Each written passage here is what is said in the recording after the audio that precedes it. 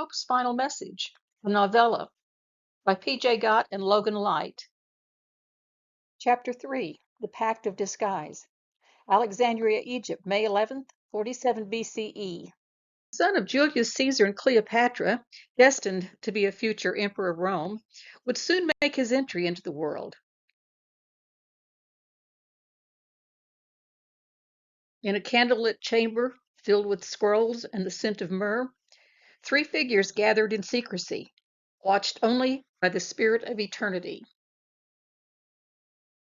Cleopatra sat closest to the brazier, firelight dancing across her cheek. Across from her stood Julius, his face weathered from the stress of war, yet softened by affection. Between them, leaning with practiced bravado, was Marcus Antonius, the image of a Greek god, warrior, politician, an actor upon history's grandest stage.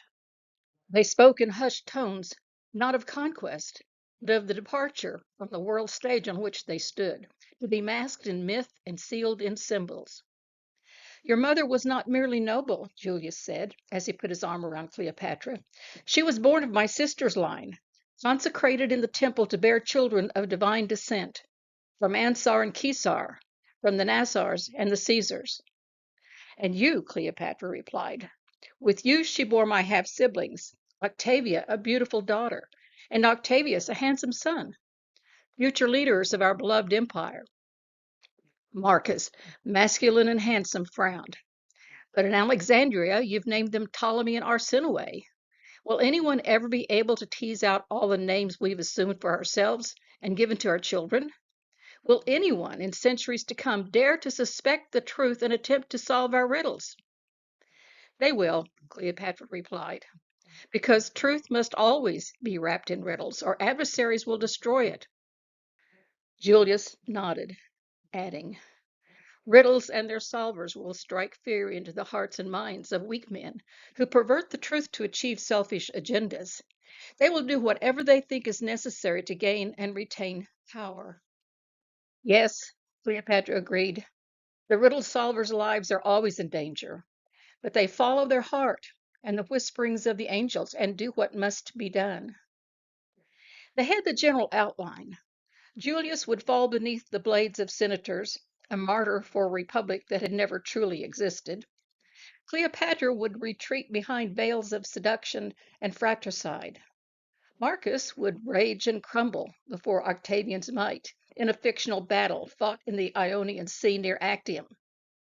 But these were performances, staged deaths, in an empire addicted to spectacle. And our son? Cleopatra asked, resting both hands on the fullness of her womb. He kicks like a conqueror, another Ptolemy, ours, our Caesarion.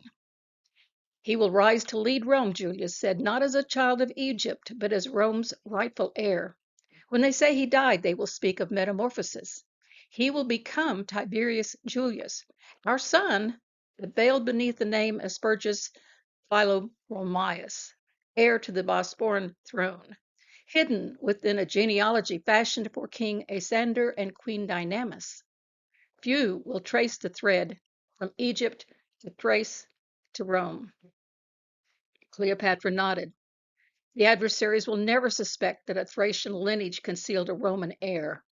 She took Julius's hand and placed it on her womb, then met his loving gaze.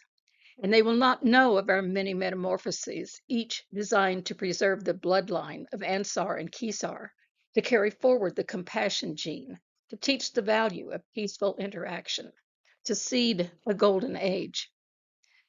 Julius's voice softened. Our success or our failure will be judged in time. When the veil is lifted, the code unraveled, and our efforts finally understood for what they were, the preservation of compassion and its passage through generations yet to come. And what about me? Marcus asked, glancing at Cleopatra. Shall I become dust and silence? Julius teased. Now that would be a blessing. Smiling at his humor, Cleopatra explained.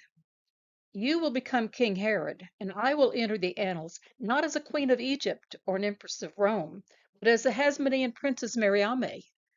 The Nazarene story of Jesus and the Magdalene begins with us. They sealed the pact with wine. In the flickering torchlight, they discussed how to infuse history with riddles, enigmas wrapped in names, symbols, and genealogies that could only be solved by someone armed with the Pythagorean keys. Their pact would not merely rewrite history, it would encrypt it, awaiting the one brave enough to unlock the code. This concludes Chapter 3. Join us next week for Chapter 4, The Theater of Knives.